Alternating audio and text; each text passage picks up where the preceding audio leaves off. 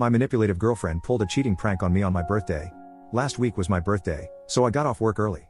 But when I came home, I saw a random man lying on my girlfriend. When she saw me, she jumped up, then got in between me and the door as I had turned around to leave. "It's just a prank, sweetheart," she said. And out of nowhere, 10 of her friends came downstairs with a cake and presents. I was crying as I thought I had just been cheated on, but my girlfriend told me to stop.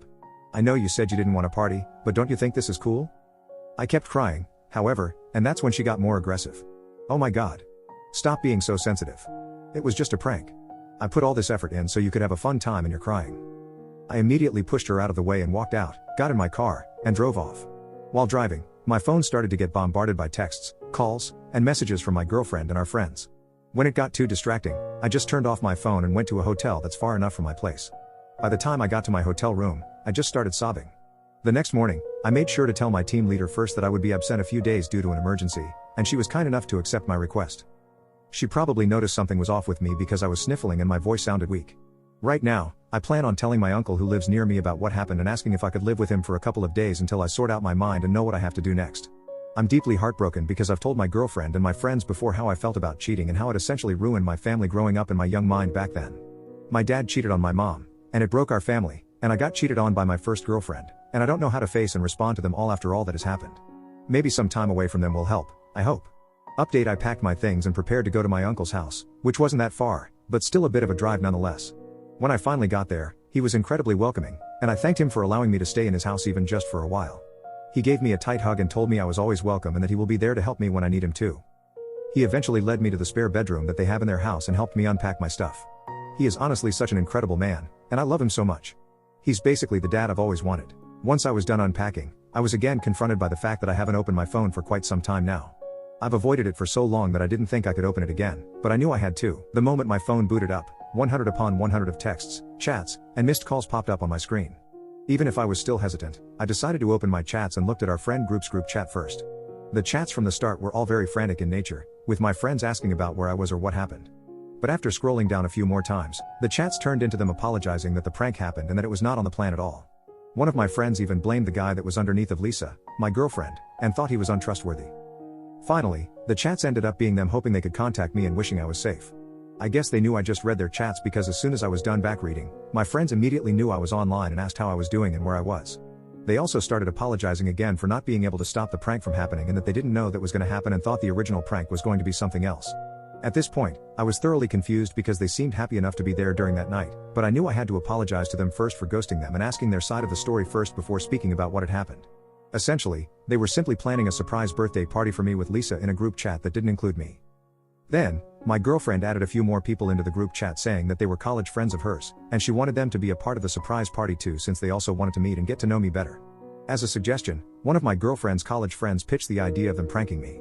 The plan was, my girlfriend is going to be on the couch with a serial killer holding a red knife and fake stabbing my girlfriend while the killer was on top of her, and while my girlfriend is running out everywhere. My girlfriend's college friends thought it would be funny to see my reaction.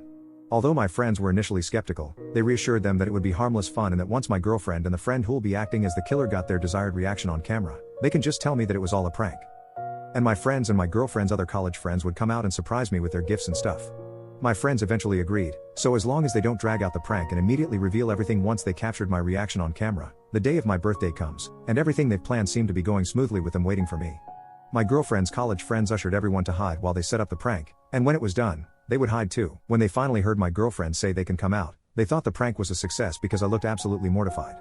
But they knew something was up when even after the prank was revealed, I was still looking shocked and almost teary-eyed even until I finally turned around and left. They were understandably shook and confused, thinking the serial killer prank was too much. But knowing me, I wouldn't have minded it at all since I love scary movies and I'm an avid horror enjoyer.